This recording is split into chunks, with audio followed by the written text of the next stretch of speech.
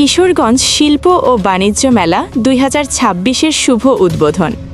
ব্যাপক উৎসাহ উদ্দীপনার মধ্য দিয়ে কিশোরগঞ্জে মাসব্যাপী শিল্প ও বাণিজ্য মেলা ২০২৬-এর শুভ উদ্বোধন অনুষ্ঠিত হয়েছে।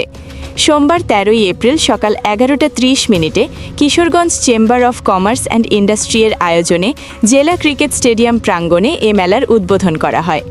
উদ্বোধনী অনুষ্ঠানে প্রধান অতিথি হিসেবে উপস্থিত ছিলেন কিশোরগঞ্জ ১ আসনের সংসদ সদস্য মোহাম্মদ মাজাহারুল ইসলাম এমপি। বিশেষ অতিথি হিসেবে উপস্থিত ছিলেন জেলা পরিষদের প্রশাসক খালেদ সাইফুল্লাহ সোহেল খান। অনুষ্ঠানের শুরুতে পবিত্র কুরআন থেকে তেলাওয়াত করেন চেম্বারের পরিচালক আলহাজ মোহাম্মদ খালেকুজ্জামান। অনুষ্ঠানে প্রধান অতিথি ও বিশেষ অতিথিকে ফুলেল শুভেচ্ছা ও সম্মাননা ক্রেস্ট প্রদান করা হয়।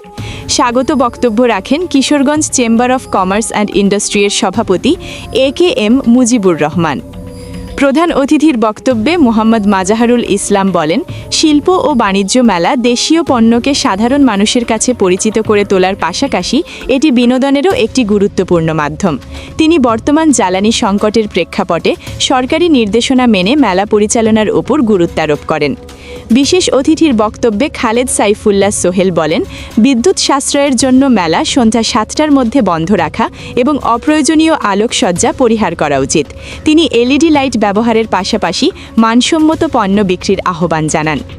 এই সময় আরও বক্তব্য রাখেন অধ্যাপক মোহাম্মদ রমজান আলী, ইকবাল আহমেদ চৌধুরী অপু, মোহাম্মদ ইকরাম হোসেন সহ বিভিন্ন রাজনৈতিক ও ব্যবসায়ী নেতৃবৃন্দ। অনুষ্ঠান শেষে বেলুন উড়িয়ে মেলার আনুষ্ঠানিক উদ্বোধন ঘোষণা করা হয়। পরে অতিথিরা মেলার বিভিন্ন স্টল পরিদর্শন করেন। মাসব্যাপী এই মেলায় দেশীয় বিভিন্ন শিল্প পণ্য ও বাণিজ্যিক পণ্যের সমাহার থাকবে বলে আয়োজকরা জানিয়েছেন। মশিউর রহমান চন্দন, বিজয় 24 টিভি, কিশোরগঞ্জ রিপোর্টার।